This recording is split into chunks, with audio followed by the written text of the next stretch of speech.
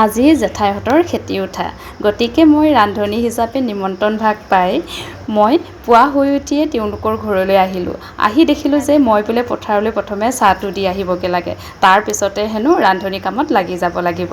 Hi hello', কি খবৰ? মোৰ বৰ্তমান ভাল। আজি যিহেতু খেতি উঠা জেঠাইহঁতৰ, গতিকে সূৰ্য দেৱতায়ো পুৱাৰে ভাগৰ পৰাই তেওঁৰ পাৱাৰ অতিমাত্ৰা বৃদ্ধি কৰাত ব্যস্ত হৈ পৰিছে। আৰু এইফালে আপোনালোকক দেখুৱাবলৈ লৈছোঁ অলপ পথাৰৰ পৰিৱেশ। কি সুন্দৰ শস্য শ্যামল আমাৰ সেউজীয়া ধাননি পথাৰখন, নহয় জানো? আজিকালি নতুন নিয়ম, আমাৰ ইয়াত হাৰিয়া বুলি ক'লে একদম কাহিলি পুৱাতে ৰোৱনীসকলে পথাৰৰ তলিত আহি উপস্থিত হয়।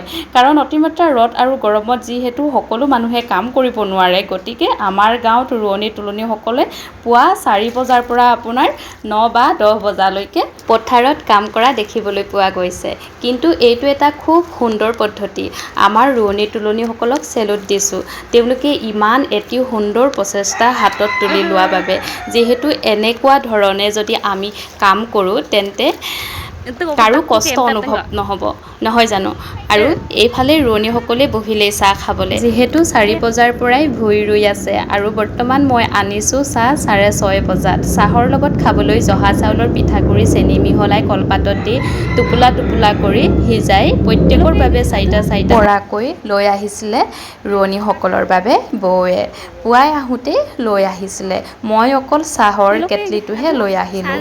এইফালে চাওক, ৰোৱনীসকলে ধুনীয়াকৈ কলপাতৰ পৰা খুলি সেই জহা চাউলৰ পিঠাগুড়ি খাবলৈ লৈছে আৰু ময়ো 2টা খালোঁ। কি সুন্দৰ টেষ্টি লাগিছে, সঁচাই মানে বহুত সোৱাদদায়ক। আপোনালোকেও তেনেকৈ খাই চাবচোন, বৰ মজা লাগে। আৰু পথাৰত যিয়ে বস্তু নহওক খাবলৈ কিন্তু বৰ সোৱাদ লাগে, নহয় জানো? আপোনালোকৰ কেনেকুৱা লাগে বাৰু? মোৰ কিন্তু পথাৰত যিয়ে নিৰামিষ হ'লেও আমিষ হ'লেও বৰ ভাল লাগে খাই। আৰু এইফালে আপোনালোকক দেখুৱাই দিছোঁ দেই আমাৰ পথাৰৰ পৰিৱেশটো। চাওকচোন, সকলোৰে ৰুই মানে শেষ হ'বলেই হ'ল, কিন্তু আমাৰে আছে। আমাৰ এইফালে আমাৰ নানাহঁতি ৰুই আছে। এতিয়া মই চাহ দি মেলি পথাৰেদি যোৱা নাই দেই, মই আলিয়েদি যাবলৈ এইফালে আগবাঢ়ি ধুনীয়া লাগিছে, মানে বাৰীৰ পৰিৱেশ বহুত ভাল লাগিছে। এতিয়া ৰাস্তাইদি ঘৰলৈ বুলি গৈ আছোঁ দেই। পথাৰত চাহ দি মেলি আহিলোঁ আৰু এতিয়া ঘৰলৈ বুলি গৈ আছোঁ দেই।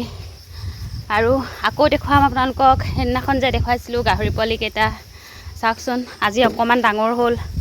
ইফালে এটাই গাখীৰ খাই আছে মাকৰ, আৰু ইফালে দানা খাই আছে। আৰু এইফালে বাঢ়নী দেখিছেনে, ইমান ধুনীয়া বতাহজাক বলি আছে নহয়, বহুত ভাল লাগিছে। আৰু এতিয়া পথাৰৰ পৰা আহি আছোঁ আৰু ঘৰলৈ।